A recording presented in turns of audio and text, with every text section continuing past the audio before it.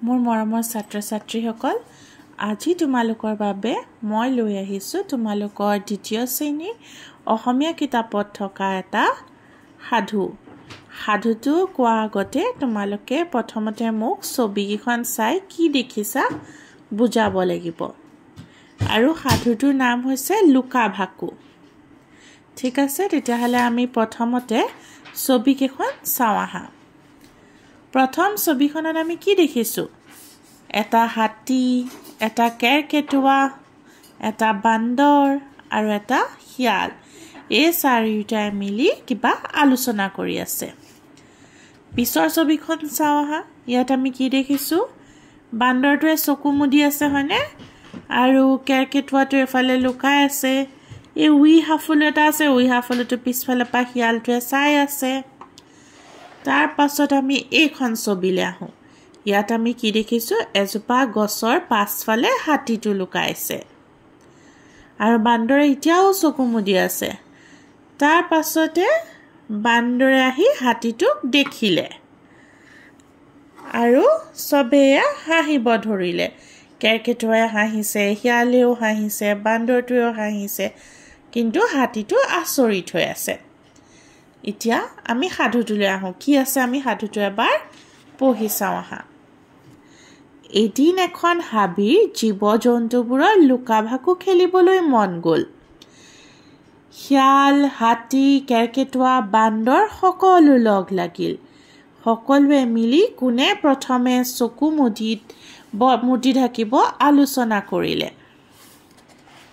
অৱশেষত ঠিক হ'ল যে বান্দৰেই চকু মুদি থাকিব বাকি জন্তুবোৰ লুকাবলৈ গ'ল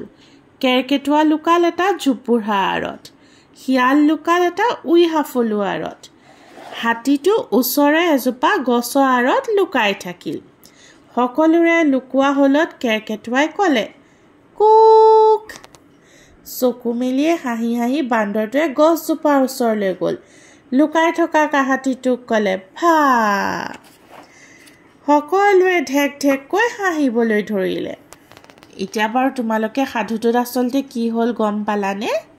এই জীৱ-জন্তুকেইটাই মিলি পেলাই লুকা-ভাকু খেলিছিলে তাৰপিছতে লুকা-ভাকু খেলোতে আকৌ বান্দৰে চকু মুদি থাকিব আৰু বাকি জন্তুখিনি লুকাবলৈ যাব তেনেকৈ কি হ'ল কেৰকেটুৱা লুকাইছেগে জোপোহা পাছফালে কেৰকেটুৱাটো সৰু জন্তু জোপোহা পাছফালে সি লুকাই গ'ল তাৰপিছত শিয়ালটো আকৌ লুকাইছে কি এটা ওখ উই হাফলু পাছফালে আৰু শিয়ালটোকো নেদেখা হ'ল বান্দৰে মানে নেদেখাকে শিয়াল লুকাই আছে কিন্তু হাতীটোতো নিজেই প্ৰকাণ্ড প্ৰাণী সি এতিয়া কি কৰিব সি গছজোপা আঁৰত লুকালে যদিও তাৰ আধা গাটো কিন্তু গছৰ বাহিৰতে ওলাই থাকিল অকল মুখখনহে হাতীয়ে লুকুৱাই থব পাৰিলে এতিয়া বান্দৰে তাৰপিছতে কেৰকেটুৱাই আৰু চবে লুকুৱা হোৱাৰ পাছত কি ক'লে কুক ক'লে বান্দৰে এবাৰ কি কৰিলে চকুটো মেলি দেখিলে যে হাতীটো গছজোপা পাছফালে আছে আৰু সি হাতীটোৰ ওচৰলৈ গৈ ক'লে ভাগ আৰু তাৰপিছতে সকলোৱে হাঁহিব ধৰিলে কেলে হাঁহিলে বাৰু কাৰণ কি হাতীটো লুকাবই নোৱাৰিলে তাৰ গোটেই গাটো ওলাই থাকিল অকল মুখখনহে লুকুৱাই ৰাখিছিল ভাল লাগিলেনে সাধুটো